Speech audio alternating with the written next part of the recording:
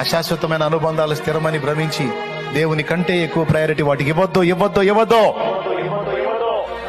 ఇవ్వద్దు. దేవుని కంటే ఎక్కువ ప్రయారిటీ దేనికి ఇవ్వద్దు. ఏ బంధానికి ఇవ్వద్దు. ఆఖరికి తల్లిదండ్రుల అనుబంధమైన, బిడ్డల అనుబంధమైన కొట్టి పక్కనేమన్నాడు. ఎంత పర్ఫెక్ట్ గా చెప్పాడో చూడు. కొట్టేయ్, అవన్నీ పనికిరావు, నా తర్వాత ఎవరైనా ఏదైనా. అంత పచ్చిగా మాట్లాడాడు ఆయన. చూడు, నాకంటే ఎక్కువగా మరి ఎవరినైనా దేనైనా ప్రేమించేవాడు నాకు పాత్రుడు కాడు. ఆఖరికి నీ ప్రాణంతో సహా, నాకంటే ఎక్కువగా నీ ప్రాణాన్ని కూడా నువ్వు ప్రేమించడానికి లేదు. అర్థం చేసుకొని మనం దేవుని వైపు తిరుగుదాం. ఎందుకు ఇంతగా మాట్లాడుతున్నాడంటే ఆయన మనల్ని ప్రాణం కంటే ఎక్కువ ప్రేమించాడు.